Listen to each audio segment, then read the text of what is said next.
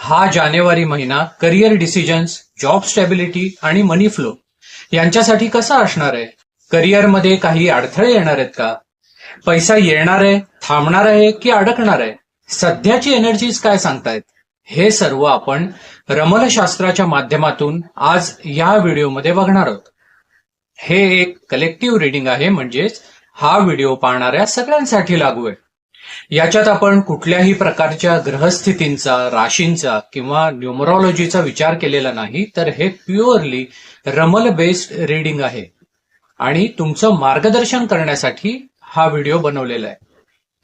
या महिन्याची कुंडली मी अगोदरच बनवून ठेवली आहे. साधारण अशा प्रकारची ती कुंडली आहे. आय होप तुम्हाला दिसत असेल. तर हे जे चिन्ह आहेत, हे जे संकेत आहेत, ते आपल्याला काय सांगतायत याचं विश्लेषण आपण करणार आहोत. नमस्कार, मी समीर जोशी, ज्योतिष आणि रहस्यमध्ये आपल्या सर्वांचं पुन्हा एकदा स्वागत करतो. सुरू करूयात आजच्या विश्लेषणाला. कुंडलीतील सगळ्यात पहिली एनर्जी जी आली आहे ना, ती म्हणजे ही. याला म्हणतात नक्की.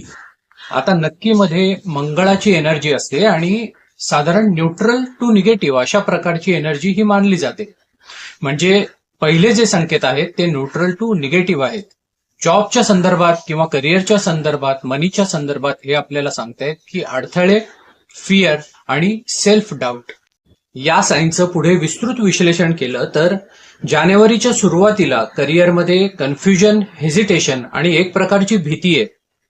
ऑपॉर्च्युनिटी समोर दिसत असली तरी सेल्फ डाऊटमुळे, म्हणजेच मी हे करू शकीन की नाही अशा प्रकारची भीती मनात आहे. त्याच्यामुळे तुम्हाला क्लॅरिटी मिळत नाहीये आणि कन्फ्युजन्स आहेत. हे एक प्रकारचं मेंटल ब्लॉकेज आहे. कसं तर मी जर जॉब चेंज केला तर नवीन जॉबमध्ये मी स्टेबल होईन की नाही, नवीन जॉब मला सूट होईल का नाही.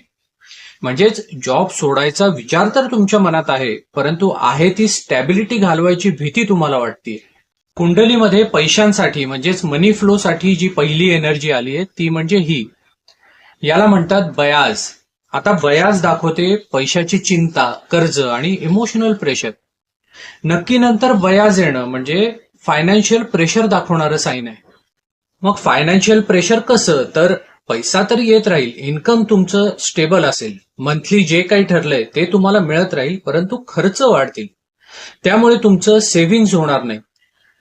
जे मॅन्डेटरी आहेत ते खर्च तर टाळून चालणार नाही आपल्याला, ते खर्च करावेच लागतील, परंतु अनावश्यक खर्चावर मात्र नियंत्रण ठेवण्याची या महिन्यात गरज आहे.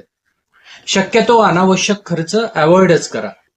जुने काही लोन्स, कर्ज किंवा उधारीमुळे आलेला स्ट्रेस यामुळे मानसिक शांती सुद्धा या महिन्यात दिसत नाहीये. आता या बयाजला सपोर्ट करणारी पुढची एनर्जी आली आहे ती म्हणजे ही. याला म्हणतात अतबे दाखिल.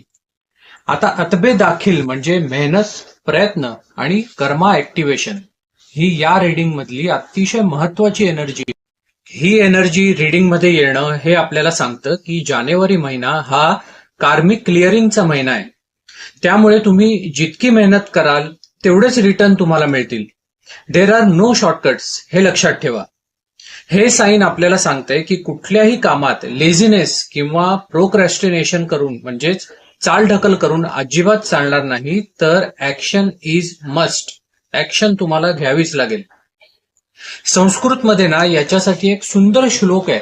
नहि सुप्तस्य सिंहस्य प्रविशन्ति मुखे मृगाः.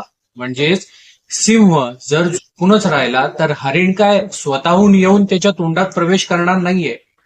त्याला जर जगायचं असेल तर त्याला उठून हरणाची शिकार करण्यासाठी करावे लागणारे प्रयत्न, करावी लागणारी मेहनत आणि परिश्रम घ्यावेच लागतील, मग तो जंगलाचा राजा असला तरीही. पण याच्यात निराश व्हायचं अजिबात कारण नाहीये, कारण या पुढची जी एनर्जी आलीये ती म्हणजे ही. याला म्हणतात हुमरा. हुमरा आपल्याला दाखवते ऑथॉरिटी, गायडन्स आणि सपोर्ट. आता मला एक गोष्ट इथे सांगायची की हे जे शब्द मी वापरतोय, अतबे दाखिल, हुमरा, हे थोडेसे समजायला अवघड आहेत. हे रमलशास्त्रातले शब्द आहेत. मी फक्त तुमच्या माहितीसाठी सांगतोय, तुम्हाला ते लक्षात ठेवायची अजिबात गरज नाही. तर ही एनर्जी आपल्याला सांगते की करिअरमध्ये एखादा सिनियर पर्सन, तुमचा बॉस किंवा तुमचा मेंटॉर यांच्याकडून तुम्हाला सपोर्ट आणि गायडन्स मिळेल. सिनियर ऑथॉरिटी तुमच्या फेवरमध्ये उभी असणार आहे. त्यामुळेच जी मेहनत, प्रयत्न आणि परिश्रम तुम्ही करणार आहात त्याला योग्य सपोर्ट सिनियर मॅनेजमेंट कडून मिळेल.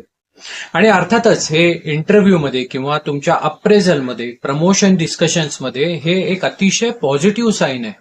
तर आजच्या रिडिंगसाठी सर्वात शेवटची एनर्जी जी आपण पाहणार आहोत ती म्हणजे ही एनर्जी. याला म्हणतात नुस्रतुल दाखिल. दाखिल म्हणजे काय तर एंटर होणं, एखादी गोष्ट आपल्याकडे येणं. नुस्रतुल दाखिलला अतिशय शुभ एनर्जी मानलं जातं. ही गुरुची एनर्जी आहे आणि हे रिडिंगमध्ये येणं हे एक अतिशय पॉझिटिव्ह साईन आहे. थोडक्यात हे आपल्याला सांगतंय की मंथ एंड एका पॉझिटिव्ह नोटवर होणार आहे. कन्फ्युजन्स, डिले आणि मेहनतीनंतर स्टॅबिलिटी आणि सक्सेस आपल्याला मिळेल. करिअरमध्ये क्लॅरिटी आणि मनी फ्लो इम्प्रूव्ह होईल. जानेवारी एंड किंवा फेब्रुवारीच्या सुरुवातीला याचे रिझल्ट दिसायला तुम्हाला सुरुवात होईल. हे संपूर्ण रिडिंग समराईज करायचं झालं तर जानेवारीच्या फर्स्ट हाफमध्ये करिअरसाठी कन्फ्युजन आणि सेल्फ डाऊट आहे. सेकंड हाफमध्ये आपल्याला क्लॅरिटी मिळणार आहे आणि ऑथॉरिटीकडनं सपोर्ट मिळणार आहे. त्यामुळे जॉबमध्ये प्रोग्रेस होईल. आणि जानेवारी महिन्याचा शेवट हा जॉब चेंज किंवा न्यू जॉब ऑपॉर्च्युनिटीज मिळण्याकडे दिसून येतोय. आणि आर्थिकदृष्ट्या बघितलं म्हणजेच फायनान्शियली बघितलं तर हा एक अत्यंत खर्चिक महिना दिसून येतोय. त्याच्यामुळे अनावश्यक खर्च शक्यतो अवॉइड करा. हा व्हिडिओ तुम्हाला आवडला असेल तर व्हिडिओला लाईक करा आणि चॅनलला जर तुम्ही अजूनही सबस्क्राईब केलं नसेल तर जरूर सबस्क्राईब करा. भेटूयात पुढच्या व्हिडिओमध्ये. श्री स्वामी समर्थ.